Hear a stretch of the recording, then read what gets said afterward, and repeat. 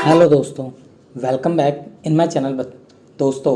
और आज के इस वीडियो के अंदर हम लोग ये देखने वाले हैं कि हम लोग अपना GSTR 1 को अगर रिको करना चाहते हैं, GST का डाटा जो हमारी बुक्स का डाटा है प्लस जो हमारे GST पोर्टल पे डाटा है उसको हम लोग कैसे रिकॉन्साइल कर सकते हैं। ठीक है दोस्तों, तो आज की वीडियो में हम यही चर्चा करने वाले हैं। और प्रीवियस कुछ 2 वीक से मैंने कोई वीडियो अपलोड नहीं किया क्योंकि कुछ हेल्थ इशू की वजह से मैं ऐसा नहीं कर पाया। तो अब हम वापस से आपके सामने आए हैं और कुछ अच्छी वीडियोस लेकर आ रहे हैं। और मैंने प्लान किया है, जैसा कि गाइस आपको स्क्रीन पर दिख रहा है, कि मैं आपके लिए एक्सेल का ट्यूटोरियल भी लेकर आऊँगा। ठीक है, क्योंकि उन स्टूडेंट्स के लिए जो सीखना चाह रहे हैं प्लस जो लोग काम करते हैं एज एन अकाउंटेंट और जिनको नीड्स होती है। ठीक है, मेरा मेन मोटिव रहेगा एज एन अकाउंटिंग के पॉइंट ऑफ व्यू से Excel tutorial plus Tally Prime का ट्यूटोरियल लेकर आने का, जो आप एज एन अकाउंटेंट यूज़ करेंगे। ठीक है गाइस, जिसके अंदर हम लोग देखेंगे। तो ये 2 ट्यूटोरियल पे मैं वर्क कर रहा हूँ और हो सकता आने वाले वीक के अंदर आपके लिए इनकी फर्स्ट वीडियोस अपलोड होनी स्टार्ट हो जाए। तो अगर आप लोगों ने अभी तक चैनल को सब्सक्राइब नहीं किया तो आप चैनल को सब्सक्राइब भी कर लीजिए, बेल आइकन को कर दीजिए प्रेस, ताकि आने वाली नेक्स्ट वीडियो की नोटिफिकेशन गाइस आप तक तुरंत पहुंच पाए। ठीक है, तो टाइम ना वेस्ट करते हुए हम लोग करते हैं स्टार्ट आज की अपनी ट्यूटोरियल को। जैसा कि दोस्तों आपको स्क्रीन पे दिख रहा होगा, हम लोग क्या करने वाले हैं, हम लोग आज GST रिकन्सिलेशन करने वाले हैं। ठीक है, GST आज हम बात बस कर रहे हैं सेल्स रिकन्सिलेशन की। ठीक है, GSTR 1 का डाटा आप सभी को पता है, वो सारे मेरे भाई जिनको पता है कि अगर आप GST रिटर्न फाइल करते हैं तो आप अपनी सेल्स की रिटर्न जो फाइल करते हैं वो आपके GSTR 1 में दिखती है। ठीक है, और साथ के साथ आपने अपनी बुक, अगर आप कोई सॉफ्टवेयर यूज़ करें जैसे टैली, बिजी, मार्क, मतलब कोई सा भी जोहो बुक्स, तो आप वहाँ पे सेल भी रिकॉर्ड करते हैं। कभी कभी क्या होता है, हम लोग अपनी बुक्स के अंदर कुछ अलग अमाउंट डाल देते हैं और GST फाइलिंग करते वक्त कुछ अलग अमाउंट डाल देते हैं। या हो सकता है आपने इनवॉइस नंबर, जैसे मान लीजिए आपने यहाँ पर डाला है, ठीक है, SP201-2020-21। ठीक है, लेकिन आपने जो आपने अपनी बुक में डाला ये इनवॉइस नंबर मान लीजिए, लेकिन जब आप अपने GST पोर्टल की बात करते हो तो वहाँ पे आपने डाला SP, ठीक है, 201। ठीक है, इसके बाद आपने डाल दिया 2020-21। तो इससे क्या हो गया, देखिए गाइस, आपका मिसमैच हो गया थोड़ा सा इनवॉइस में। ठीक है, तो ऐसे भी आपके एरर्स हो सकते हैं। अगर इनवॉइस का एरर है तो उसमें कोई दिक्कत नहीं है। मेनली कंसर्न क्या होता है हमारा GST रिकन्सिलेशन का, कि हमारी टैक्सेबल वैल्यू प्लस GST का अमाउंट सही सही कैलकुलेट हुआ है और बुक्स प्लस जो हमारे GSTR 1 है उसमें प्रॉपर दिखाया गया है। जो हमारी बुक्स में है वही हमारी GSTR 1 में है, तो दोनों मैच होना चाहिए। अगर इनके बीच में कोई डिफरेंस आ रहा है तो उस डिफरेंस को हम रिकन्साइल करके उसको इफ़ेक्ट दिखाकर उसको एडजस्ट करेंगे आने वाले जो हमारे एनुअल रिटर्न्स होंगे, जो हम करंट एनुअल रिटर्न्स फाइल करेंगे GSTR 9 के थ्रू।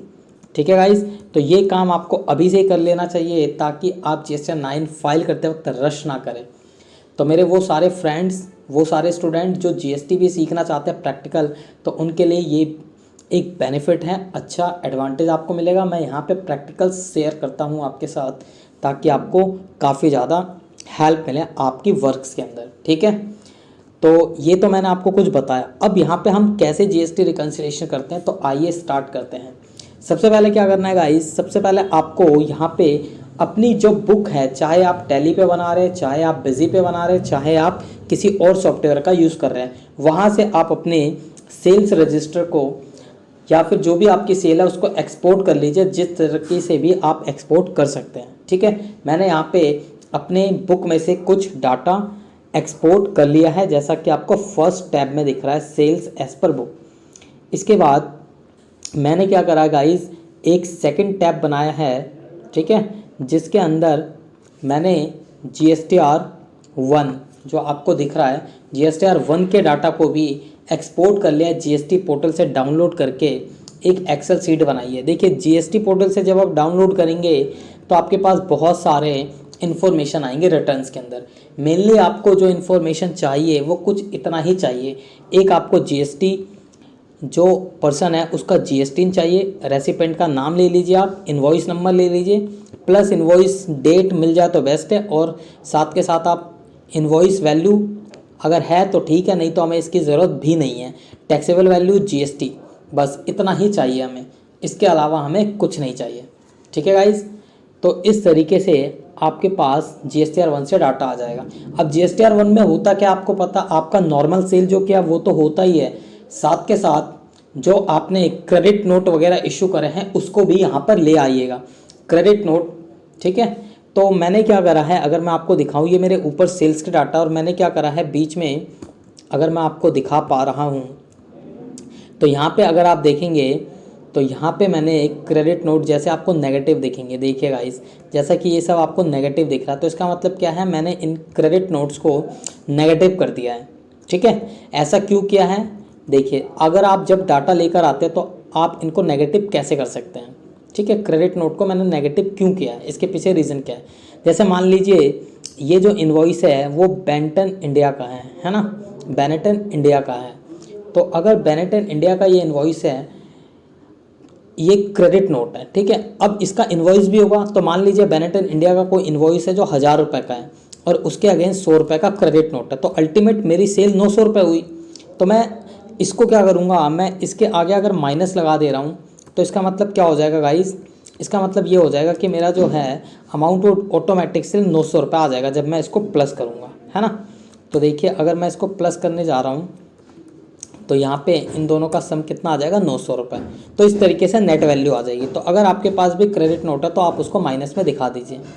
ठीक है, आप उसको माइनस में कैसे दिखाएंगे, शॉर्टकट बता देता हूँ। आप इसको डायरेक्टली हर एक आइटम को मल्टीप्लाई नहीं कर सकते एक एक करके, तो आप क्या करोगे, जैसे ये आपने डाटा लिया इंटू -1 करेंगे तो ये ऑटोमेटिक आपका माइनस में आ जाएगा, और प्लस इसको कॉपी करके सारे पे पेस्ट कर दीजिए जिन डाटा को आपको नेगेटिव करना है, तो सेम फॉर्मूला आपका कॉपी हो जाएगा। ठीक है गाइज, तो इस तरीके से आप इनको नेगेटिव कर लीजिएगा। और इसके बाद अब हम लोग चलते हैं अपने रिकन्सिलेशन पे। तो रिकन्सिलेशन हम लोग कैसे करेंगे गाइज, तो देखिए सबसे पहले मैंने क्या करा, ये मेरी बुक्स हैं और यहाँ पे कुछ पॉइंट भी ध्यान रखना है आपको। जैसे मान लीजिए जब आप रिकन्सिलेशन करते हैं तो आपने, जैसे मैंने एग्जांपल दिया, आपने बुक के अंदर ये इनवॉइस दिखाया है, ठीक है, प्लस आपने क्या करा है, आपने जीएसटी पोर्टल पे नीचे वाला इनवॉइस दिखाया, तो आपके इनवॉइस में मिसमैच है। अगर आप इनवॉइस वाइज करना चाहोगे रिकन्सिलेशन तो आपके लिए पॉसिबल नहीं हो पाएगा, क्योंकि हो सकता है बहुत सारे मिस्टेक हो। ठीक है, आप पार्टी नेम वाइज रिकन्सिलेशन करना चाहोगे तो उसमें भी दिक्कत हो सकती है। ठीक है, क्योंकि आपने मान लीजिए, क्योंकि फ़ॉन्ट की दिक्कत हो सकती है, आपका जो टैली से डाटा एक्सपोर्ट होगा उसका फ़ॉन्ट कुछ अलग हो सकता है, GSTR1 से डाटा एक्सपोर्ट होगा उसका फ़ॉन्ट कुछ और हो सकता है, तो कुछ ना कुछ दिक्कत आती है। ठीक है, तो इसके सबसे बेस्ट तरीका क्या है, सबसे बेस्ट तरीका गाइस कि आप GST के थ्रू पार्टी वाइज रिकन्सिलेशन कीजिए। ठीक है, GST क्योंकि आपको पता है कि यूनिक वैल्यू है, तो इसका कोई फ़ॉन्ट का कोई मैटर करेगा नहीं, क्योंकि अगर ये सेम नाम दिखेगा तो आप ऑटोमेटिक से यहाँ पे आपके पास आ जाएगी वैल्यू। ठीक है, तो मेरे हिसाब से आपको जो रिकन्सिलेशन करना चाहिए वो GST वाइज करना चाहिए। अगर किसी GST में डिफरेंस आएगा तो बाद में हम उसको देखेंगे रीज़न ऑफ डिफरेंस और अपना GST रिकन्सिलेशन कंप्लीट कर लेंगे। ठीक है, तो चलिए फटाफट से अब हम करते हैं रिकन्सिलेशन। कैसे करेंगे गाइस, सबसे पहले आपको क्या करना, ऊपर एक पॉइंट याद रखिएगा, सबसे पहले आपके हेडिंग्स होना बहुत ज़रूरी है पिवट टेबल के लिए, क्योंकि हम लोग रिकन्सिलेशन पिवट के थ्रू करने वाले हैं, तो आपका हेडिंग होना बहुत ज़रूरी है। तो आपको क्या करना है गाइस, आपको सबसे पहले यहाँ पे, ठीक है, शिफ्ट दबाना है। देखिए मेरा यहाँ पे जो कर्सर है वो GST पर है, प्लस शिफ्ट दबाइए और राइट एरो दबाइए, तो इस तरीके से आप जा सकते हैं। ठीक है, अगर आपको एक बार में जाना है तो यहाँ पे GST पे आके आप शिफ्ट प्लस कंट्रोल दबाइए और राइट एरो दबाएंगे तो डायरेक्टली आप पहुँच जाएंगे, plus shift plus control down arrow दबाएंगे तो आप बिल्कुल एंड तक पहुंच जाएंगे। ठीक है, तो इस तरीके से आपने तो कर लिया है डाटा को सेलेक्ट गाइस। ठीक है, तो इस तरीके से आपको कर लेना है डाटा को सेलेक्ट, और इसके बाद आपको आ जाना है इंसर्ट टैब पे। इंसर्ट टैब पे आपको दिखेगा पिवट टेबल, पिवट टेबल पे आपको क्लिक करना है। जो आपने सिलेक्शन दिया था वो ऑटोमेटिक ले लेगा। यहाँ पे आपसे दो ऑप्शन पूछेगा, न्यू वर्कशीट बनानी है या एग्जिस्टिंग वर्कशीट पर ही पिवट बनाना है, तो मैं इसको न्यू वर्कशीट पर डाल देता हूँ। और गाइज ये आपके देखिए आगे आ जाएगा, इसका मैं नाम चेंज कर देता हूँ, मैं यहाँ पे लिख देता हूँ पिवट एज पर बुक। ये मेरी जो पिवट बन रही है एज पर बुक बन रही है गाइस, ठीक है। अब मैं इसको फटाफट से पिवट बना लेता हूँ। आई होप आपको पिवट बनाना आता है, अगर नहीं आता तो आप यहाँ पे सीख भी सकते हैं, ठीक है। सबसे पहले मेरे को चाहिए GST, तो मैंने GST को सेलेक्ट कर लिया। इसके बाद मेरे को 3 चीज़ें चाहिए। एक तो चाहिए मेरे को टैक्सेबल वैल्यू, मेरे को CGST चाहिए, SGST चाहिए और साथ के साथ IGST। बट IGST में कुछ है नहीं गाइस, IGST मेरे को लेने का कोई मतलब बनता नहीं क्योंकि मेरे पास कोई ट्रांजेक्शन नहीं है। अब यहाँ पे ध्यान दीजिएगा कि जो रॉ है ना, यहाँ पे आपको पता है रॉ के अंदर केवल वो वैल्यू लेनी है जो न्यूमेरिकल नहीं है, उसके अलावा। अब यहाँ पे IGST न्यूमेरिकल वैल्यू है तो इसको मैं वैल्यूज़ के कॉलम के अंदर डाल दूंगा, ठीक है। तो यहाँ पे ये पॉइंट आपको ध्यान देना है। तो ये मैंने उठाया, यहाँ से ड्रैग डाउन किया और उठा के डाल दिया इसके अंदर। तो इस तरीके से आपका IGST यहाँ पे आ जाएगा गाइस, ठीक है। अगर आप देख रहे हैं IGST सबसे ऊपर है, तो मैं इसको चाहूँगा ये सबसे नीचे चला जाए, तो मैं सबसे नीचे इसको ड्रैग डाउन कर दूँगा, ठीक है। तो इस तरीके से आपके पास वैल्यूज़ आ जाएंगी। तो मेरे को IGST चाहिए नहीं, तो मैं इसको हटा देता हूँ क्योंकि इसके अंदर कोई वैल्यू है ही नहीं। और ऊपर मैं लिख देता हूँ यहाँ पे गाइस, सबसे ऊपर मैं लिख देता हूँ सेल्स एज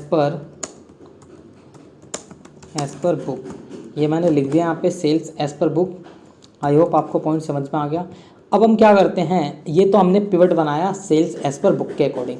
अब बना लेते हैं GSTR1 के अकॉर्डिंग पिवट, ठीक है गाइस। तो यहाँ पे भी फटाफट से इसको सेलेक्ट करते हैं, shift plus control plus right arrow divide by shift plus control down arrow, ये हो गया सिलेक्शन। अब बनाते हैं हम वापस से यहाँ पे पिवट। ये मैंने बनाया पिवट न्यू बुक्स के अंदर। तो यहाँ पे मैंने इसका नाम डाल दिया गाइस, यहाँ पे नाम डाल दिया GSTR1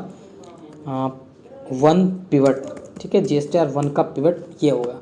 यहाँ पे भी हमें मेनली वही सारी चीज़ें चाहिए गाइस। क्या चाहिए आपको, एक तो GST नंबर चाहिए, वो आपने ले लिया। दूसरा आपको चाहिए यहाँ पे टैक्सेबल वैल्यू, वो आपने ले लिया। CGST चाहिए गाइस, SGST चाहिए, ठीक है। ये ले लीजिए, बस इतना ही चाहिए हमें। और इसके बाद हम लोग यहाँ पे लिख देते हैं सेल्स एज पर GSTR1। क्या डाल देगा गाइस, GSTR1। ये हमारा सेल्स किसके अकॉर्डिंग है, GSTR1। अब यहाँ पे जैसे आपको वापस से यहाँ पे आपके पास टेबल नहीं दिख रहा जो आपका पिवट का है, तो यहाँ पे आप इसको क्लिक करेंगे तो वापस से आपका पिवट फील्ड आ जाएगा, पिवट टेबल फील्ड, ठीक है। मान लीजिए कि आप इस वैल्यू पे यहाँ पे आपकी वैल्यू नहीं शो कर रही, हो सकता है आपको काउंट शो करे, तो आप इसको कैसे सही कर सकते हैं। जिस वैल्यूज़ पे भी आपको वैल्यू नहीं शो कर रही उस पर आप, ठीक है, अपना कर्सर रख के यहाँ रखेंगे तो आपको ये दिखेगा वैल्यू फील्ड। इस पे जाएंगे और यहाँ पे देखिए sum, count, average, maximum, minimum, product, इनका ऑप्शन आता है। तो आप सम पे क्लिक कर दीजिएगा और ओके कर दीजिएगा तो आपको इनका सम दिखना स्टार्ट हो जाएगा, ठीक है गाइस। तो इस तरीके से हमारा टोटल आ गया है और यहाँ पे आपको दिख रहा है इनका ग्रैंड टोटल दिया। तो इसको मैं थोड़ा सा फॉर्मेटिंग दे देता हूँ। और इस तरीके से मेरा यहाँ पे बुक का पिवट भी आ गया था गाइस, अगर आप देखोगे यहाँ पे, ठीक है। तो ये आपका यहाँ पे आ जाएगा। अब मेरे को क्या करना है, क्योंकि ये मेरा सेल्स का पिवट है और उधर मेरा बुक का पिवट है, तो अब इन दोनों को मैच करना है, ठीक है। तो यहाँ पे मैच कैसे करेंगे देखिए। अब मैं यहाँ पे मैच करना चाह रहा हूँ, तो मैं मैच कैसे कर पाऊँगा। तो यहाँ पे मैंने क्या करना है, अब यहाँ पे वापस से GSTR1 का डाटा लेके आना है, ठीक है। डाटा एज पर GSTR1, मैं इस डाटा को फटाफट से यहाँ पे उठा के ले आता हूँ। सेम वैल्यूज़ मेरे को चाहिए। देखिए यहाँ पे टैक्सेबल वैल्यू मेरा आगे पीछे चलाएगा। मैं इसको थोड़ा सा चेंज कर देता हूँ पहले, ठीक है। रुकिए, मैं इसको थोड़ा सा चेंज करता हूँ गाइस। सबसे पहले मैं यहाँ पर डालता हूँ टैक्सेबल वैल्यू, CGST, SGST, बस इतना ही चाहिए। अब मैं इस डाटा को कर लेता हूँ कॉपी, ठीक है। मैंने कर लिया है कॉपी, ये मैंने कर दिया पेस्ट। अब मैं क्या करूँगा, VLOOKUP का फंक्शन यूज़ करूँगा, जैसा कि आपको आता होगा VLOOKUP लगाना। तो यहाँ पे क्या करूँगा, इक्वल्स टू VLOOKUP, लेकिन उससे पहले मैं IFNA का भी यूज़ कर लेता हूँ। अगर कोई वैल्यू ना मिले तो IFNA इक्वल्स टू IFNA, ठीक है, इक्वल्स टू VLOOKUP, ये आ गया। अब मैं क्या करूँगा, मैंने अपना रेंज दिया। VLOOKUP आई होप आपको आता होगा, ठीक है। नहीं आता तो आप जाके देख सकते हैं, सीख सकते हैं। यूट्यूब के अंदर बहुत सारी वीडियोस डली हैं। अगर आप चाहते कि मैं बनाऊं तो वो मैं भी आपके लिए बना दूंगा, ठीक है। तो ये आप आ गए इक्वल्स टू IFNA VLOOKUP, और आपने क्या करना है, यहाँ पे लुकअप वैल्यू हमारी आ गई GST प्लस अब आपको आना है GSTR पिवट 1 पे और यहाँ से आपको करना है सिलेक्शन अपने डाटा का। ठीक है गाइस, तो यहाँ से मैंने कर दिया है पूरा सिलेक्शन अपने डाटा का। इसके बाद आपको बताना है कि कौन सी वैल्यू से आप वैल्यू उठाना चाहते हैं। तो मैं चाहता हूँ टैक्सेबल वैल्यू। आपको पता है कि जो कॉलम नंबर है वो वाला आएगा जिससे आप वैल्यू उठाना चाहते थे, क्योंकि मेरा selection first column row level है। तो फर्स्ट ये हो गया कॉलम, सेकंड हो गया टैक्सेबल वैल्यू, थर्ड फोर्थ। तो मेरे को पहले टैक्सेबल वैल्यू चाहिए, तो यहाँ पे मैंने डाल दिया कॉलम नंबर 2।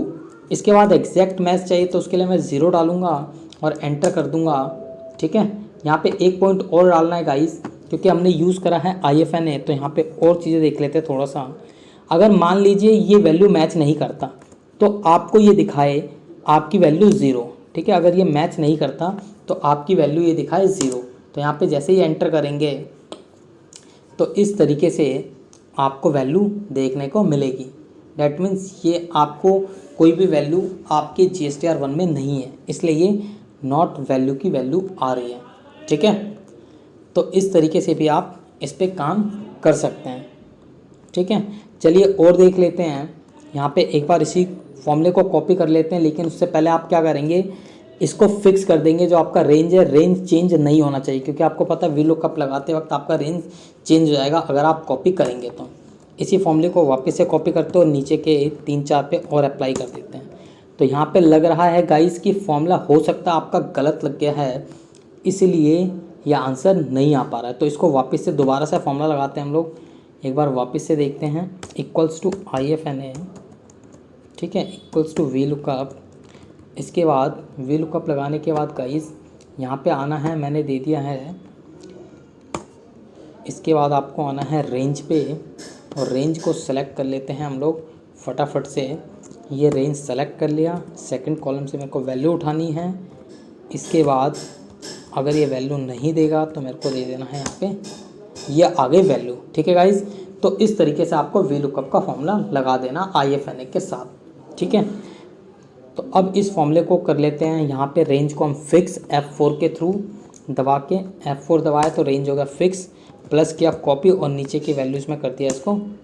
तो यहाँ पे देखिए इन सभी GST नंबर हमारे क्या मिल रहे हैं, हमारे R1 के अंदर मिल रहे हैं। ठीक है, ये मैंने थोड़ा ही डाटा लिया है ताकि आपको पता चल पाए। इसी तरीके से अब मैं इस वाले फॉर्मूले को यहाँ पे भी कॉपी करता हूँ और यहाँ पे भी कॉपी करता हूँ। बट यहाँ पे आप चेंज कर लीजिए, क्योंकि जो आपका देखिए यहाँ पे B4 आ रहा है, लेकिन मेरे को A4 से लुकअप करना है। मेरे को GST से तो A4 कर दिया इसको, प्लस गाइस यहाँ पे अब आपको थर्ड कॉलम से वैल्यू उठानी है, तो थर्ड कर दिया तो ये आपकी वैल्यू आ गई।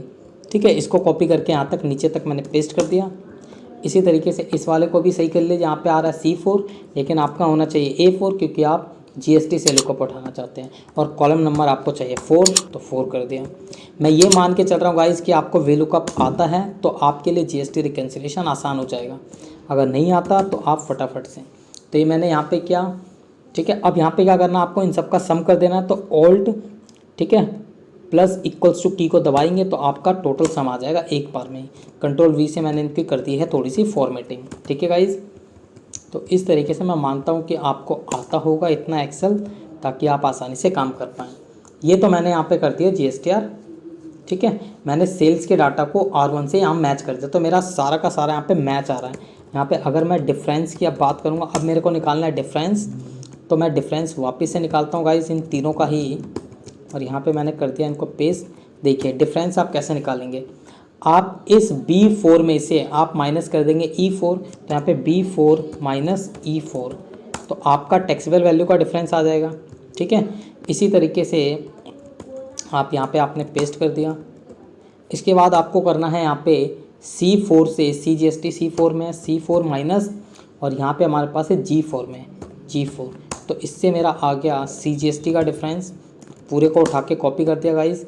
इसके बाद आपका SGST यहाँ पे देखेंगे तो आपके पास है D4 माइनस, और यहाँ पे आपके पास जो है वो है G4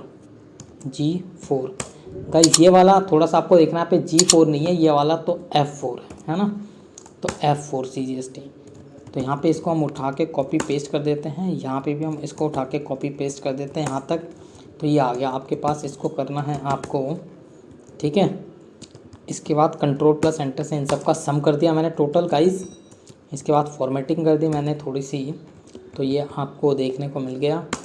तो इस तरीके से मैंने यहाँ पे इन सब का डिफरेंस निकाल लिया। तो यहाँ पे अगर आप देखोगे तो आपको क्या देखने को मिल रहा है कि आपका ये वाला सिर्फ 0 है, तो मतलब ये तो मैच है, ये पूरा मैच है आपका आर से। ये वाला भी लगभग मैच है, इसमें थोड़ा सा डिफरेंस है, बाकी नेगेटिव आ रहे हैं। तो ये नेगेटिव आने का मतलब क्या है कि आपने बुक में ज़्यादा दिखा रखा है और आपने जीएसटी के अंदर इसको आपने बुक में कम दिखा रखा और जीएसटी में ज़्यादा दिखा रखा है, इसलिए नेगेटिव आ रहा है। ठीक है, क्योंकि हमने तो ऐसा ही किया ना, बुक माइनस डाटा किया GSTR1, तो मतलब बुक में मैंने कम दिखा रखा और GSTR1 में ज़्यादा, इसलिए मेरा क्या आ रहा है, नेगेटिव आ रहा है। ठीक है, तो ये मैंने ऐड कर दिया। अब आपको ये भी चेक करना गाइस कि आपने सारा डाटा पिकअप कर लिया या नहीं कर लिया, क्योंकि आपको अपने डाटा को वैलिडेट करना भी आना चाहिए। अगर आपको यही नहीं पता है कि आपका पूरा डाटा आया है या नहीं आया है, तो आपको यही नहीं पता चल पाएगा आपका रिकन्सिलेशन सही भी है या गलत। तो आपको वैलिडेट करना बहुत ज़रूरी है।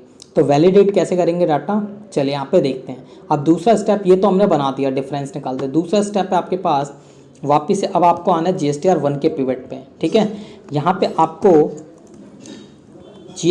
उन GST वालों को लेकर आना है, GST एज पर बुक, कि कौन से GST मेरे बुक में मैच हो गए हैं यहाँ से। तो यहाँ पे आपको इनको लेकर आना है। ठीक है गाइज, तो यहाँ पे मैं लगा देता हूँ इनके लिए आपका VLOOKUP का फंक्शन इक्वल्स टू, ठीक है, वापस से IFNA, ठीक है, और VLOOKUP लगा दिया मैंने यहाँ पे GST। अब आ जाना है आपको पिवट एज पर बुक के अंदर गाइज, और यहाँ पे आपको अपने डाटा का सिलेक्शन देना है, और इसके बाद आपको वैल्यू उठानी है सिर्फ GST नंबर। तो GST नंबर आपके फर्स्ट कॉलम में 0 आ गया, एग्जैक्ट मैच के लिए 0, क्लोज ब्रैकेट, डबल कॉलम के अंदर मैं लिख दूंगा NA। अगर मेरे पास कोई GST नहीं मिलेगा तो NA मेरे को शो करेगा। ठीक है, तो इस तरीके से आपके पास ये GST आपकी बुक में नहीं मिल रहा है। ठीक है, तो उससे पहले अब मैं पूरी आप अपने डाटा को, ये जो फॉर्मूला है वो पेस्ट कर दूंगा। तो उससे पहले मैं सेल को फिक्स कर लेता हूँ F4 दबा के, ठीक है, ताकि रेंज चेंज ना हो। अब मैं इसको कर देता हूँ यहाँ पे फटाफट से पूरे डाटा पे कॉपी। तो यहाँ तक अगर आप देखोगे गाइस, तो मेरे ये 5-6 ही मिल रहे हैं, बाकी नहीं मिल रहे हैं NA वाले। इसका मतलब क्या है, NA वाले मेरे नहीं मिल रहे। ठीक है, GSTR1 के अंदर। तो अब मैं क्या करूँगा गाइस, अब मैं यहाँ पे ये करने वाला हूँ कि जो NA वाले हैं उन सब का मैं सम निकाल लेता हूँ यहाँ पे टोटल करके।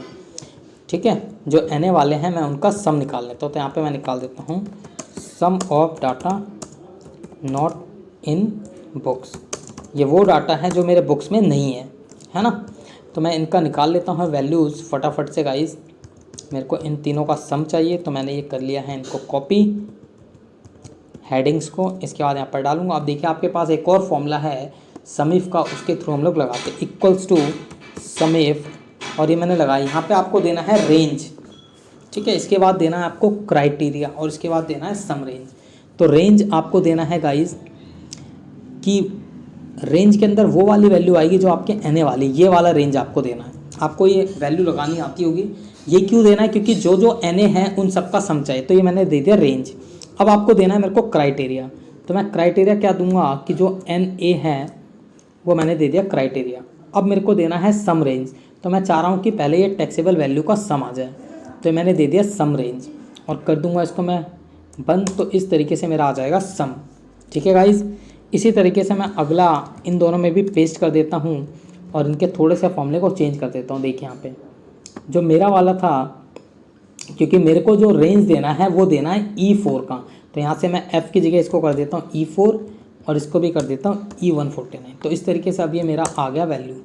ठीक है, इसमें भी मैं चेंज कर देता हूँ गाइस, G की जगह क्या करना है मेरे को E4।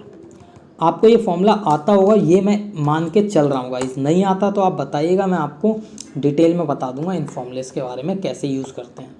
ठीक है, तो इस तरीके से आपके पास आ गया है सम गाइस। कौन सा सम आ गया, वो डाटा जो आपके बुक्स में नहीं है।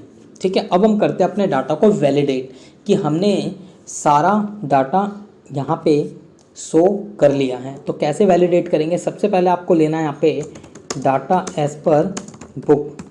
आपका डाटा एज पर बुक क्या है गाइस, देखिए यहाँ पे पहले कॉपी कर लीजिए ये हेडिंग्स को। देखिए यहाँ पे मैं आपको बताता हूँ वैलिडेट कैसे करना है। तो data as per book, taxable value आपको दिख ही रहा है, इक्वल्स टू दबा के ये ले लीजिए टैक्सेबल वैल्यू, क्योंकि डाटा तो आपका पूरा बुक का है ना। और यहाँ से भी उठा लीजिए, ये मैंने उठा लिया डाटा एज पर बुक। अब आपको उठाना है डाटा एज पर, ठीक है, as per GSTR1, as per GSTR1 equals to, ये रहा GSTR1 का डाटा, यह आपका टोटल था, यह आ गया। अब ये डाटा इक्वल्स टू GSTR1, ये दबा दिया आपने, इक्वल्स टू, ठीक है, GSTR1, ये दबा दिया, तो ये आपका आ गया। अब इनका डिफरेंस होना चाहिए गाइस, ठीक है, डिफरेंस। तो डिफरेंस आप कैसे निकालेंगे, आपको डिफरेंस निकालना है यहाँ पे बुक माइनस R1, ये मैंने निकाला बुक माइनस R1, और यहाँ पे भी मैंने निकाला बुक माइनस R1, ये मेरा आ गया डिफरेंस, ठीक है। ये मेरा टोटल डिफरेंस आना चाहिए, ये मेरा डिफरेंस। अब मैं यहाँ पे निकालूंगा, ठीक है, अब मैं यहाँ पे निकालूंगा, ठीक है, मैं यहाँ पे निकाल रहा हूँ बुक लेस GSTR1। ऊपर मैंने निकाला था बुक लेस GSTR1, ये जो आपका डिफरेंस आया था गाइज, ये क्या था, ये था बुक लेस GSTR1। तो इन डाटा को मैं यहाँ पे ले आता हूँ, टैक्सेबल वैल्यू इक्वल्स टू, ये मेरी आ गई, यहाँ पे मैंने लिंकेज भी लगा दिया साथ के साथ, ठीक है। इसके बाद CGST मेरा है ये इक्वल्स टू मेरा SGST है गाइज ये, तो ये मेरा आ गया बुक लेस GSTR1। अब यहाँ पर डालता हूँ GSTR1 लेस बुक्स, है ना। तो इसके अंदर आपको कौन सा डाटा डालना है, इसके अंदर आपको वो डाटा डालना है जो आप वहाँ से उठा के लाए हैं, जो आपने सम किया था, ठीक है, जो डाटा आपके बुक में नहीं आ रहा था, इक्वल्स टू ये आपकी टैक्सेबल वैल्यू, ठीक है, इक्वल्स टू ये आपकी ये CGST की वैल्यू, ठीक है गाइज। अब यहाँ पे आपको वापस से डिफरेंस निकालना, तो आप इसमें से माइनस कर दीजिए ये वाली वैल्यू, ठीक है, और इसमें से वापस से बुक में से आपने GSTR1 माइनस किया, और इसमें से आपने ये माइनस किया, तो आप देखेंगे आपका जो डिफरेंस है वापस से, ठीक है गाइज, वो बिल्कुल ही सेम आ रहा है टोटल डिफरेंस जो हमने ऊपर निकाला। तो इसका मतलब क्या है, इसका मतलब है कि हमारा डाटा पूरा वैलिडेट है, मतलब हमने सारा डाटा यहाँ पे कलेक्ट कर लिया है और ये रिकन्सिलेशन हमारी सही बनी है, ठीक है। तो पहले आपको क्या करना है, डाटा वैलिडेट करने के लिए पहले आप बुक और GSTR1 का डिफरेंस निकालें, तो ये आपका इतना आना चाहिए। एक तो ये तरीका हो गया डिफरेंस निकालने का। दूसरा तरीका, आपने क्या करा, बुक में से GSTR1 माइनस करा तो आपके पास ये डिफरेंस आ रहा था, और आपने GSTR1 में से बुक माइनस करा तो आपका ये टोटल सम का डिफरेंस आ रहा था। दोनों को हमने अगर डिफरेंस निकाला तो टोटल डिफरेंस मेरा इतना आया, और ये डिफरेंस इसके इक्वल है, तो इसका मतलब मैच हो गया हमारा, ठीक है। अब आपको कैसे रीज़न आइडेंटिफाई करना गाइस, तो यहाँ पे आप रीजंस को आइडेंटिफाई कीजिए। देखिए, सबसे पहले इस वाले GST को उठाइए और इसके जितने बिल्स है उसको मैच कीजिए, क्योंकि इसके अंदर आ रहा है डिफरेंस। फिर इस वाले GST को उठाइए और इसके सारे बिल को मैच कर लीजिए। ऐसे इन सब के उठा के आप मैच कर सकते हैं। ये तो इनमें सब में डिफरेंस है इसलिए, लेकिन आपके केस में हो सकता है कि कुछ कम डाटा हो जिसके अंदर डिफरेंस हो, और जो मैच हो गए होंगे उनको आपको छूने की ज़रूरत नहीं है। जैसे यहाँ पे ये मैच हो गया तो इसको मेरे को छूने की ज़रूरत नहीं है, बाकियों को मेरे को उठाना है, ठीक है। तो इस तरीके से आप उठा के आप यहाँ पे रिकन्सिलेशन कर सकते हैं।